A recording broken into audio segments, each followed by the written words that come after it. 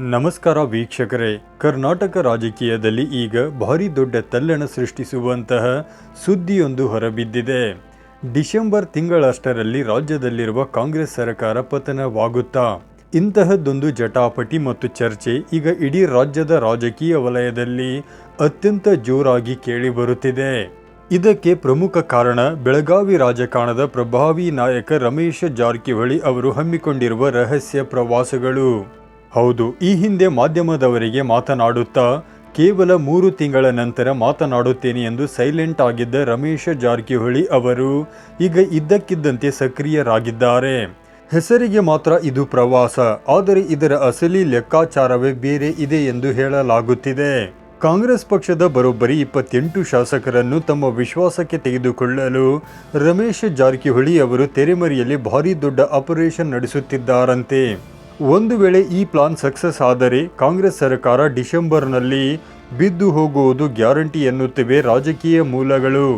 ಇವತ್ತಿನ ಈ ವಿಡಿಯೋದಲ್ಲಿ ನಾವು ರಮೇಶ್ ಜಾರಕಿಹೊಳಿ ಅವರ ಈ ಮಾಸ್ಟರ್ ಪ್ಲಾನ್ ಏನು, ಇದಕ್ಕೆ ಸಿದ್ದರಾಮಯ್ಯ ಬಣದ ಬೆಂಬಲವಿದೆಯಾ, ಜಾರಕಿಹೊಳಿ ಕುಟುಂಬದ ಅಸಲಿ ಬ್ರ್ಯಾಂಡ್ ಪವರ್ ಎಂಥದ್ದು, ಇವೆಲ್ಲವನ್ನು ಅತ್ಯಂತ ಸರಳವಾಗಿ ಈ ವಿಡಿಯೋದಲ್ಲಿ ಬಿಡಿಸಿಡಲಿದ್ದೇವೆ. ಹೀಗಾಗಿ ವಿಡಿಯೋವನ್ನು ಕೊನೆಯವರೆಗೂ ಮಿಸ್ ಮಾಡದೆ ನೋಡಿ. 28 ಶಾಸಕರ ರಹಸ್ಯ ಓಲೈಕೆ ಮತ್ತು ಜಾರಕಿಹೊಳಿ ಸಹೋದರರ ಒಗ್ಗಟ್ಟು. ವೀಕ್ಷಕರೇ, ರಮೇಶ್ ಜಾರಕಿಹೊಳಿ ಅವರು ಕೇವಲ ಸುಮ್ಮನೆ ಪ್ರವಾಸ ಮಾಡುತ್ತಿಲ್ಲ. ಅವರು ಒಂದೆಡೆ ಪ್ರವಾಸದ ನೆಪದಲ್ಲಿ ಶಾಸಕರನ್ನ ಭೇಟಿಯಾಗುತ್ತಿದ್ದಾರೆ, ಇನ್ನೊಂದೆಡೆ ನಿರಂತರವಾಗಿ ಫೋನ್ ಕರೆಗಳು ಹಾಗೂ ರಹಸ್ಯ ಸಭೆಗಳ ಮೂಲಕ ಕಾಂಗ್ರೆಸ್ ಶಾಸಕರನ್ನ ಓಲೈಸುವ ಕೆಲಸ ಮಾಡುತ್ತಿದ್ದಾರೆ. ಈ ಇಡೀ ಆಟದ ಹಿಂದೆ ರಮೇಶ್ ಜಾರಕಿಹೊಳಿ ಅವರಿಗೆ ಅವರ ಸಹೋದರ ಕಾಂಗ್ರೆಸ್ನ ಪ್ರಭಾವಿ ನಾಯಕ ಸತೀಶ್ ಜಾರಕಿಹೊಳಿ ಅವರು ಕೂಡ ಸಾಥ್ ನೀಡುತ್ತಿದ್ದಾರೆ ಎಂಬ ದೊಡ್ಡ ಬಾಂಬ್ ಸಿಡಿದಿದೆ. ಸಾಮಾನ್ಯವಾಗಿ ನಾವೆಲ್ಲರೂ ರಮೇಶ್ ಜಾರಕಿಹೊಳಿ ಬಿಜೆಪಿಯಲ್ಲಿದ್ದಾರೆ, ಸತೀಶ್ ಜಾರಕಿಹೊಳಿ ಕಾಂಗ್ರೆಸ್ನಲ್ಲಿರುವರು, ಇಬ್ಬರೂ ಪರಸ್ಪರ ರಾಜಕೀಯವಾಗಿ ಕಿತ್ತಾಡುತ್ತಾರೆ ಎಂದು ಅಂದುಕೊಂಡಿರುತ್ತೇವೆ. ಆದರೆ ರಾಜಕೀಯವಾಗಿ ಇಬ್ಬರ ಮುಖಗಳು ಬೇರೆ ಬೇರೆ ಕಡೆ ಇದ್ದರೂ ತಮ್ಮ ಕುಟುಂಬದ ಏಳಿಗೆ ಮತ್ತು ರಾಜಕೀಯ ಅಸ್ತಿತ್ವದ ವಿಷಯ ಬಂದಾಗ ಜಾರಕಿಹೊಳಿ ಸಹೋದರರು ಒಂದೇ ಅನ್ನೋದನ್ನು ಸಾಬೀತು ಮಾಡುತ್ತಿರುತ್ತಾರೆ. ಈ ಇಬ್ಬರೂ ಸಹೋದರರು ಸೇರಿ ಮಾಡಿರುವ ಜಂಟಿ ಪ್ಲಾನ್ ಈಗ ಇಡೀ ಕಾಂಗ್ರೆಸ್ ಹೈಕಮಾಂಡ್ಗೆ ನಡುಕ ಹುಟ್ಟಿಸಿದೆ. ಅದರಲ್ಲೂ ಡಿಕೆ ಶಿವಕುಮಾರ್ ಅವರನ್ನು ಚಿಂತಿತರನ್ನಾಗಿಸಿದೆ. ಸಿದ್ದರಾಮಯ್ಯ ಬಣದ ಬೆಂಬಲ ಮತ್ತು ಸತೀಶ್ ಜಾರಕಿಹೊಳಿ ಮುನಿಸು. ಹಾಗಾದರೆ ರಮೇಶ್ ಜಾರಕಿಹೊಳಿ ಅವರ ಈ ಆಪರೇಷನ್ಗೆ ಕಾಂಗ್ರೆಸ್ನ ಶಾಸಕರು ಯಾಕೆ ಬೆಂಬಲ ನೀಡುತ್ತಿದ್ದಾರೆ? ಇದಕ್ಕೆ ಕಾಂಗ್ರೆಸ್ ಒಳಗಿರುವ ಅಹಿಂದ ನಾಯಕರ ಅಸಮಾಧಾನವೇ ಕಾರಣ. ಮುಖ್ಯವಾಗಿ ಅಸಮಾಧಾನಗೊಂಡಿರುವ ಸ್ವತಃ ಸಿದ್ದರಾಮಯ್ಯನವರ ಬೆಂಬಲವೂ ಈ ಲೆಕ್ಕಾಚಾರಕ್ಕೆ ಇದೆ ಎಂಬ ಮಾತುಗಳು ಕೇಳಿ ಬರುತ್ತಿವೆ. ಹಿಂದೆ ಸಿದ್ದರಾಮಯ್ಯನವರು ಸತೀಶ್ ಜಾರಕಿಹೊಳಿ ಅವರಿಗೆ ಉಪಮುಖ್ಯಮಂತ್ರಿ ಸ್ಥಾನ ನೀಡುವುದಾಗಿ ಭರವಸೆ ಕೊಟ್ಟಿದ್ದರು. ಆದರೆ ಸಚಿವ ಸಂಪುಟ ರಚನೆಯಾದ ನಂತರ ಸತೀಶ್ ಜಾರಕಿಹೊಳಿ ಅವರಿಗೆ ಡಿಸಿಎಂ ಪಟ್ಟ ಸಿಗಲಿಲ್ಲ. ಬದಲಾಗಿ ಡಿಕೆ ಶಿವಕುಮಾರ್ ಅವರು ಪವರ್ಫುಲ್ ಆದರು. ಇದರಿಂದ ಸತೀಶ್ ಜಾರಕಿಹೊಳಿ ಅವರು ಒಳಗೊಳಗೆ ತೀವ್ರವಾಗಿ ಮುನಿಸಿಕೊಂಡಿದ್ದರು.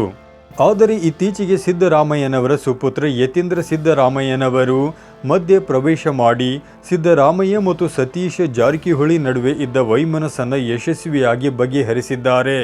ಈಗ ಇಬ್ಬರ ನಡುವಿನ ಸಂಬಂಧ ಸರಿ ಹೋಗಿದೆ ಎನ್ನಲಾಗುತ್ತಿದೆ.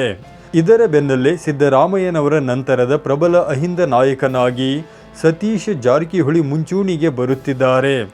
ಒಂದು ವೇಳೆ ಸತೀಶ್ ಜಾರಕಿಹೊಳಿ ಅವರು ಬಂಡಾಯವೆದ್ದರೆ ಕಾಂಗ್ರೆಸ್ನ ಅಹಿಂದ ವೋಟ್ ಬ್ಯಾಂಕ್ ಸಂಪೂರ್ಣವಾಗಿ ಒಡೆದು ಹೋಗಿ ಕಾಂಗ್ರೆಸ್ ನೆಲಕಚ್ಚುವುದು ಗ್ಯಾರಂಟಿ. ಮೋದಿ ಬ್ರ್ಯಾಂಡ್ ರೀತಿ ನಮ್ಮದು ಜಾರಕಿಹೊಳಿ ಬ್ರ್ಯಾಂಡ್. ವೀಕ್ಷಕರೇ, ಜಾರಕಿಹೊಳಿ ಕುಟುಂಬದ ತಾಕತ್ತು ಎಂಥದ್ದು ಎಂಬುದನ್ನು ಇತ್ತೀಚೆಗೆ ಸತೀಶ್ ಜಾರಕಿಹೊಳಿ ಅವರು ಅತ್ಯಂತ ಮಾಸ್ ಆಗಿ ಬಿಚ್ಚಿಟ್ಟಿದ್ದಾರೆ. ಸಾಮಾನ್ಯವಾಗಿ ಸತೀಶ್ ಜಾರಕಿಹೊಳಿ ಅವರು ಅತಿಯಾಗಿ ಮಾತನಾಡುವವರಲ್ಲ, ಆದರೆ ಇತ್ತೀಚೆಗೆ ನಗುತ್ತಲೇ ಅವರು ಒಂದು ಕಟು ಸತ್ಯವನ್ನು ಹೇಳಿದ್ದಾರೆ. ದೇಶದಲ್ಲಿ ಹೇಗೆ ನರೇಂದ್ರ ಮೋದಿಯವರ ಬ್ರ್ಯಾಂಡ್ ಇದೆಯೋ ಅದೇ ರೀತಿ ರಾಜ್ಯದಲ್ಲಿ ನಮ್ಮ ಜಾರಕಿಹೊಳಿ ಕುಟುಂಬದ ಬ್ರ್ಯಾಂಡ್ ಇದೆ. ಈ ಬ್ರ್ಯಾಂಡ್ ರಾಜಕೀಯದಲ್ಲಿ ಏನು ಬೇಕಾದರೂ ಮಾಡಬಲ್ಲದು ಎಂದು ಗುಡುಗಿದ್ದಾರೆ. ಅವರ ಈ ಮಾತಿನ ಹಿಂದೆ ದೊಡ್ಡ ಅರ್ಥವಿದೆ. ಬೆಳಗಾವಿ ಜಿಲ್ಲೆಯೊಂದರಲ್ಲೇ ಒಟ್ಟು 18 ವಿಧಾನಸಭಾ ಕ್ಷೇತ್ರಗಳಿವೆ. ಈ 18 ಕ್ಷೇತ್ರಗಳಲ್ಲಿ ಬರೋಬ್ಬರಿ 11ರಿಂದ 12 ಕ್ಷೇತ್ರಗಳನ್ನು ತಮ್ಮದೇ ಸ್ವಂತ ಶಕ್ತಿಯ ಮೇಲೆ ಗೆಲ್ಲಿಸಿಕೊಂಡು ಬರುವ ತಾಕತ್ತು ಈ ಜಾರಕಿಹೊಳಿ ಬ್ರ್ಯಾಂಡ್ಗೆ ಇದೆ.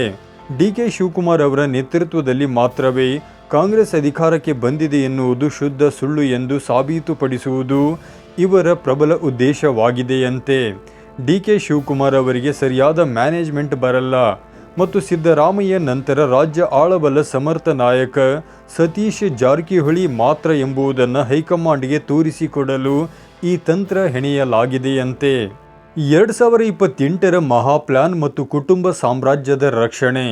ಜಾರಕಿಹೊಳಿ ಕುಟುಂಬ ಹಾಕುತ್ತಿರುವ ಈ ಎಲ್ಲ ಸ್ಕೆಚ್ಗಳ ಹಿಂದೆ 2028ರ ವಿಧಾನಸಭಾ ಚುನಾವಣೆಯ ಮಹಾ ಪ್ಲಾನ್ ಅಡಗಿದೆ. ಒಂದು ವೇಳೆ 2028ರ ಚುನಾವಣೆಯಲ್ಲಿ ಕಾಂಗ್ರೆಸ್ ಮತ್ತೆ ಅಧಿಕಾರಕ್ಕೆ ಬಂದರೆ ಸತೀಶ್ ಜಾರಕಿಹೊಳಿ ಅವರೇ ಮುಖ್ಯಮಂತ್ರಿಯಾಗಬೇಕು. ಒಂದು ವೇಳೆ ಬಿಜೆಪಿ ಅಧಿಕಾರಕ್ಕೆ ಬಂದರೆ ಅಲ್ಲಿ ಸತೀಶ್ ಅಥವಾ ರಮೇಶ್ ಜಾರಕಿಹೊಳಿ ಅವರಿಗೆ ಅತ್ಯಂತ ಉನ್ನತ ಹುದ್ದೆ ಸಿಗಬೇಕು. ಇದಕ್ಕಾಗಿಯೇ ಇಬ್ಬರು ಸಹೋದರರು ಒಗ್ಗಟ್ಟಿನ ಮಂತ್ರ ಜಪಿಸುತ್ತಿದ್ದಾರೆ.